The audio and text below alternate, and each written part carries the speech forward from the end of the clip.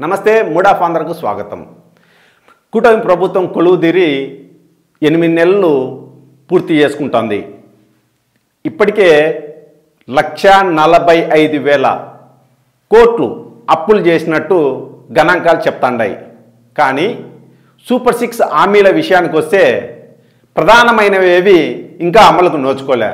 ఉదాహరణకు తల్లికి వందనం, అట్లనే అన్నదాత సుఖీభవ, ఇంకా నిరుద్యోగులకు భృతి, ప్రతి 18 ఏళ్ళు నిండిన మహిళకు నెలకు 1,500 చొప్పున సంవత్సరానికి 18,000 ఇస్తానని చెప్పడం, ఇలాంటి హామీలు. ఇంకొక మేజర్ అంటే మేజర్ కాదు కానీ మహిళలు ఎక్కువగా ఎదురు చూస్తున్నారు ఆర్టీసీ బస్సుల్లో ఉచిత ప్రయాణం. ఇవేవి అమలుకు నోచుకోలే. డిఎస్సి నోటిఫికేషన్ ఇస్తామని చెప్పినారు.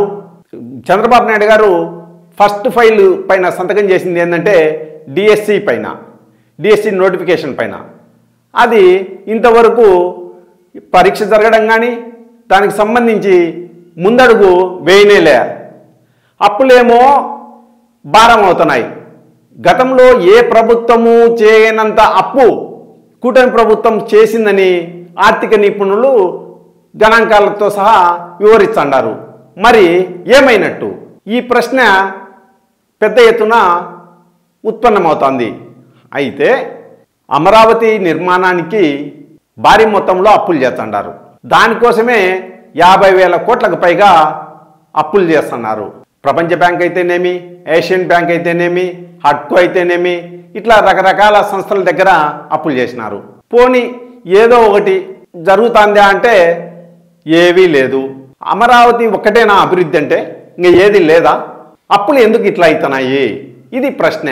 మాకు ఇవ్వాల్సిందేమీ ఇవ్వకుండా చంద్రబాబు గారు మరోవైపు అప్పులేసి మా మీద భారం ఎత్తన్నారనే చర్చ ప్రజానీకంలో ఉంది.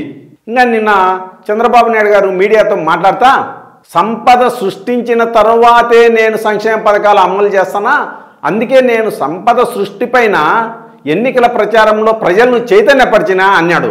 ఢిల్లీ ఫలితాలపైన విశ్లేషణ చేస్తూ ఈ మాట చంద్రబాబు నాయుడు గారు అనడం చర్చనీయాంశమైంది. ఎందుకంటే ఆయనకు అమలు చేసే ఉద్దేశం ఏమాత్రం లేదేమో అనే అనుమానాలు కలిగేలా చంద్రబాబు గారి మాటలు ఉన్నాయి. అప్పులేమో పెరుగుతాండాయి. కనీసం కొన్నెన్న సంక్షేమ పథకాలు అమలైంటే జనం కూడా సంతోషించే వాళ్ళేమో. అది జరగలే. అప్పు చేసి పప్పు కూడా తినకూడదురా నాయన అని పెద్దోళ్ళు చెప్పినారు, బాగానే ఉంది. ఇక్కడేమో అప్పులు చేస్తున్నారు, పప్పు కూడు కూడా లేదు.